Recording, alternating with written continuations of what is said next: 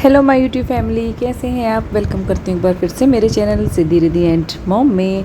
कृष्ण जन्माष्टमी की रात है और कुछ ही देर बची हैं। अब कान्हा जी का जो है जन्म होने वाला है, तो उसकी एडवांस में आप सबको बहुत बहुत बधाई। बहुत से लोग होंगे जो मेरी तरह जाग रहे होंगे, जिन्होंने पूजा करनी है, व्रत रखा है तो व्रत को खोलना है, और भी बहुत सारे। और मंदिर में तो आज कीर्तन संगीत सब जगह हो रहा है। मतलब कितना अच्छा लग रहा है ना, आज बारिश का मौसम है। सेम वही फीलिंग आती है आज के दिन, जन्माष्टमी वाले दिन। तो ऐसा लगता है कि वाकई ही वो चीज़ ना हमारे सामने आ रही, जो हमने कभी स्टोरी बुक्स में या अपने बड़ों से कहानी सुनी है कि कृष्ण का जन्म हुआ था, अंधेरे बादल छाए थे, बारिश होने लगी थी, और हमेशा बारिश तो इस दिन होती ही है। तो खैर बहुत अच्छा लगता है आज के दिन। तो मुझे ऐसा लगता है कि बस त्यौहार जो है ना स्टार्ट हो गए हैं अब सारे। तो खैर जब तक आपको ये वीडियो मिलेगा कृष्ण जन्माष्टमी जा चुकी होगी, क्योंकि वीडियो में ये जो ऑडियो है ये रात को रिकॉर्ड कर रही हूँ। तो अगर आपको थोड़ा सा नॉइस हो रहा है तो उसके लिए सॉरी। तो चलिए वीडियो को स्टार्ट करते हैं। बट वीडियो को स्टार्ट करने से पहले आप सबको मेरा एक छोटा सा काम करना है। वीडियो को लाइक करना है, कमेंट करना है, चैनल को सब्सक्राइब करना है, और अगर आपको हाइप का ऑप्शन मिल चुका है तो आप मुझे हाइप भी दे सकते हैं। और बहुत सारी वीडियोज़ हैं, बहुत सारे टॉपिक्स हैं जो मुझसे छूट रहे हैं, क्योंकि आप समझ सकते हैं ये फैमिली में है, बहुत सारे काम हो जाते हैं। अब श्रृंगार मोम की तरह हमारे घर पे कोई 5-5 6-6 नौकर नहीं लगे हैं, ना ही हम इतने अंबानी हैं कि हम अपने घर पे एडिटर रखें, क्योंकि सब कुछ जो है मुझे अकेले को हैंडल करना पड़ता है। बच्चे भी देखने हैं, और वीडियो से रिलेटेड जो भी छोटे से छोटा काम है ना, वो भी मुझे ही करना पड़ता है। तो इसके लिए चीज़ें आगे पीछे हो रही हैं। थोड़ा सा एक बार चीज़ें ठीक हो जाए, फिर व्लॉग्स आपको वीडियोस नॉर्मल मिलेंगे। और बच्चों की छुट्टियां हैं तो आपको पता है जब बच्चे घर होते हैं तो किस तरीके से टाइम निकलता है। तो चलिए आज की पूरी वीडियो जो होगी मेरी शायद श्रृंगार मोम के ऊपर, अगर बीच बीच में हम कुछ और टॉपिक्स भी ले लेंगे जो टॉपिक्स मुझसे कवर नहीं हुए थे। तो खैर वीडियो स्टार्ट कर रहे हैं श्रृंगार मोम से। श्रृंगार मोम आई है किचन में काम करते हुए, बता रही है कि मैं ये बना सकती हूँ, मैं ये कर सकती हूँ। और आज वो स्पेशली अपनी ऑडियंस के लिए खीर बना रही हैं, जैसा कि वो बोल रही हैं गाइस सिर्फ आपके लिए बना रहे हैं। तो आंटी जी अगर हमारे लिए ही अगर आप खीर बना रही हैं तो प्लीज़ आप बिल्कुल भी टेस्ट मत कीजिएगा, चखिए तक मत, सिर्फ हम लोग ही खाएंगे। तो दूसरा, दूसरों की ज़िंदगी में आग लगाने वाली फैमिली के पास देखिए किचन में काम करने के लिए लाइटर तक नहीं है। मतलब आंटी जी दूसरों की ज़िंदगी में आग लगाते लगाते क्या आप लाइटर भूल गई हैं कि जब से आप अम्बाला से आएंगे तब से आप बोल रही हैं कि लाइटर हमारा ख़राब हो गया है, लाइटर हमारा ख़राब हो गया है। छोटू को भेजकर आप इतनी सारी चीज़ें मंगवा सकती हैं जब, तो एक लाइटर क्या बहुत बड़ी चीज़ है यार। उसके पीछे भी आप उस औरों के ऊपर डिपेंड है। पैसे दीजिए, छोटू को भेजिए, क्या वो पैसे भी व्यूज़ जब आएंगे तभी आप छोटू को देंगी। आंटी जी बना रही थी अपनी ऑडियंस के लिए खीर, बट वो जो खीर थी वो फट गई, यानी कि जो दूध था वो फट गया। तो आंटी जी वैसे मैं आपसे छोटी हूँ, बोलना नहीं चाहिए, लेकिन एक एडवाइस दे देती हूँ आपको। जब भी आप कभी दूध की खीर बनाओ तो पहले उसे उबलने रख दीजिए।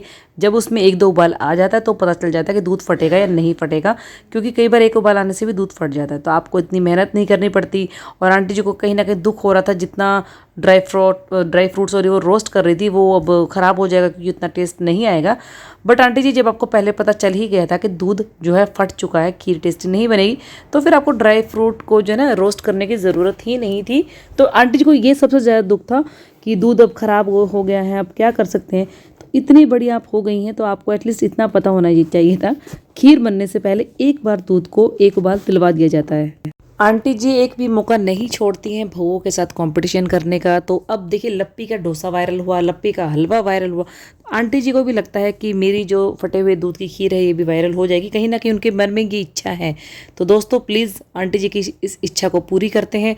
अगर आपको लगता है कि हाँ ये पूरा होना चाहिए तो प्लीज़ अपना ज़ोरदार कॉन्ट्रीब्यूशन ज़रूर दीजिए, और फटे हुए दूध की खीर कैसे बनती है इसको वायरल कर दीजिए, जैसे आंटी बोल रही है, क्योंकि आंटी के मन में है ये चीज़ें, क्योंकि वो अपने आप को किसी से कम नहीं मानती हैं।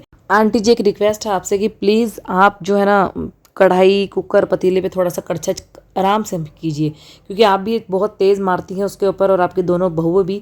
इससे 2 नुकसान होते हैं। एक तो जो आपका पतीला या कुकर कढ़ाई जो भी है उस पर बहुत सारे निशान बन जाते हैं कड़छी को मारने के। दूसरा, अगर वीडियो में करती है तो बहुत ज़्यादा इरिटेटिंग लगता है, क्योंकि आप एक बार मार के 2 बार मार के छोड़ती नहीं है, लगातार काफ़ी देर तक आप और आपके दोनों बहुएं करती रहती हैं। ज़रा सा एक बार नज़र जो है आंटी की वीडियो टाइटल और थंबनेल पर डाल लेते हैं। आंटी की वीडियो का टाइटल है कि एक बार दूध फट जाता है तो किसी काम का नहीं रहता है। नहीं आंटी जी, दूध फट जाता है तो वो बहुत काम का रहता है। बहुत कुछ उससे चीज़ें से बन सकती है, अगर बनाना चाहो तो। उससे गुलाब जामुन भी बन सकते हैं, उसको चीनी मिक्स करके उससे एक बड़ी डिश बन सकती हैं। फटे हुए दूध को पनीर बना के उसको छोंक लगा के सब्जी की तरह खाया जा सकता है। फटे हुए पनीर को परांठा बनाकर उसमें प्याज व्याज कट करके, बहुत टेस्टी, बहुत सारी चीज़ें होती हैं जो फटे हुए दूध से बनती हैं, बट शायद वो आपको नहीं पता है, तो इसलिए आप अपने ऑडियंस को नहीं बता पा रही हैं। दूसरा, ये टाइटल में लिखती हैं कि मैं अपने आप को मेंटेन करती हूँ तो लोगों की क्यों जलती हैं, जो अपने आप को मेंटेन नहीं कर सकता वो दूसरों को क्या करेगा। बहुत अच्छी बात है आंटी जी, बिल्कुल अपने आप को मेंटेन करना चाहिए, मैं एग्री करती हूँ आपकी इस बात से। बट मुझे ये लगता है कि अपने आप को मेंटेन करने के साथ साथ अपने घर को भी मेंटेन करना आना चाहिए।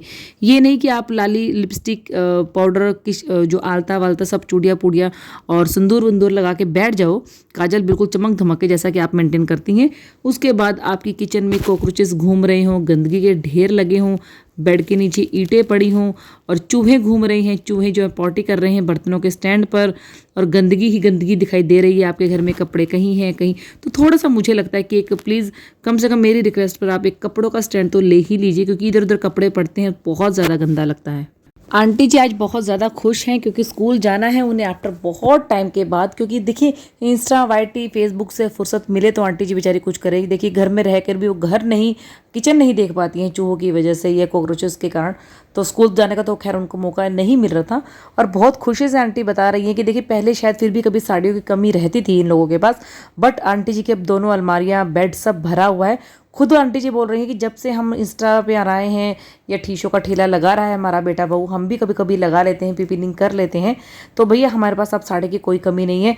इतनी साड़ियाँ आती हैं कि एक बार पहनकर हम अगर किसी को दें तो भी उसको बुरा लगता है कि हमें पहन कर दे दिए, तो इसलिए हम स्पेशली कई बार क्या होता है साड़ी सेम साड़ी मंगवा कर ही हम अपने रिलेटिव्स को देते हैं।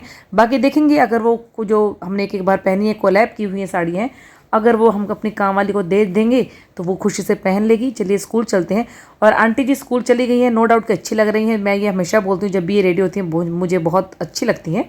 और एक तो इनका जो हंसने वाला नेचर है मुझे अच्छा लगता है, मतलब हंसती हैं यार, हंसमुख सी हैं और अपने आप को मेंटेन करके रखती हैं, ये बहुत अच्छी चीज़ है।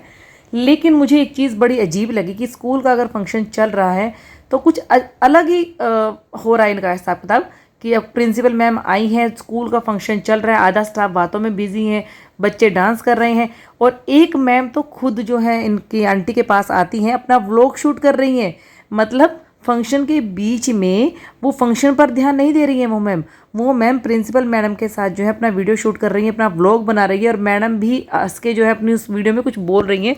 तो खैर जो भी हो आंटी जी आप अच्छे लगे, बट कहीं ना कहीं मुझे ये फंक्शन कम कुछ और ही लजीब ज़्यादा लग रहा था। खैर आंटी जी का एक सपना है कि वो अपने गांव के स्कूल में एक स्कूल बनवाना चाहती है ताकि वहाँ के बच्चों का डेवलपमेंट हो सके, उन्हें अच्छी से एजुकेशन मिल चुके।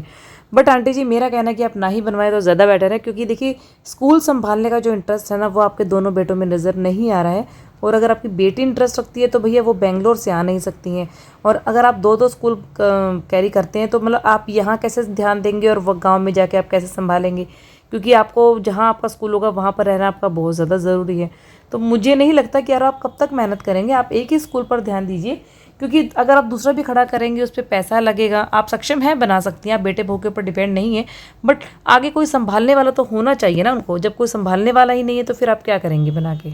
देखिए क्योंकि आपका जो बड़ा बेटा है वो तो भाई टीशो का ठेला लगा के बहुत खुश है, वो पीपी लिंक करना चाहता है, और अब तो उसने कमर कस ली है, वो लप्पी को मोटिवेट कर रहा है और भी ज़्यादा मेहनत करने के लिए, क्योंकि अब उनको बिल बोर्ड पर अपना नाम चमकाना है।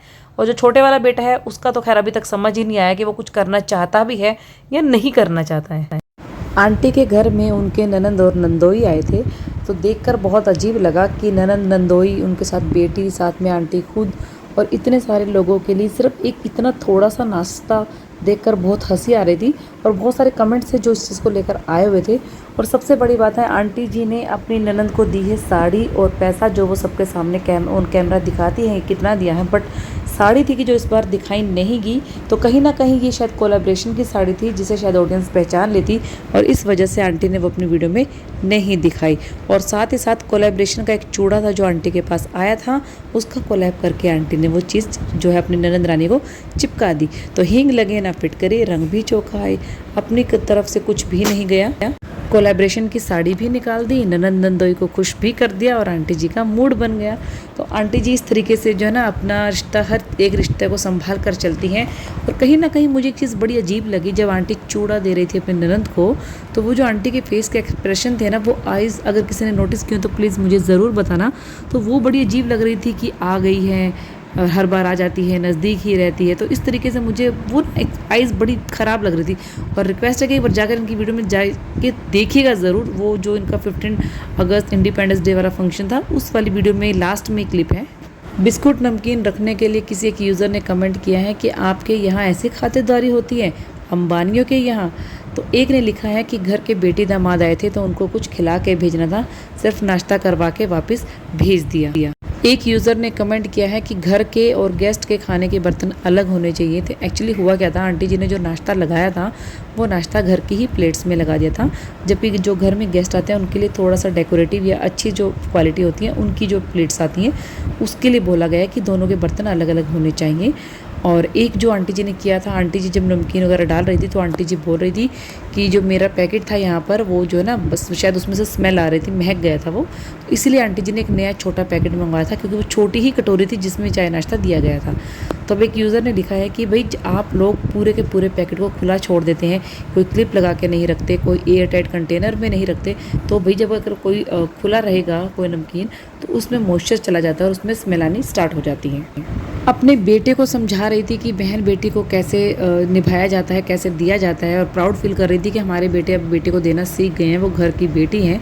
अब आपके घर पे जो ननद रानी आई है वो भी इसी घर की बेटी है, तो आपने उसे क्या दिया है और कैसे खिलाया पिलाया है वो तो आपके ऑडियंस ने देख ही लिया है। खैर वीडियो को करती हूँ यहीं पर एंड। अब नेक्स्ट वीडियो में फिर से जो बाकी का कंटेंट रह गया है इस बारे में वो भी बात होगी। तो तब तक के लिए इस वीडियो को एंजॉय कीजिए और मेरी नेक्स्ट वीडियो का वेट कीजिए। मिलूंगी आपसे नेक्स्ट वीडियो में, तब तक के लिए बाय बाय।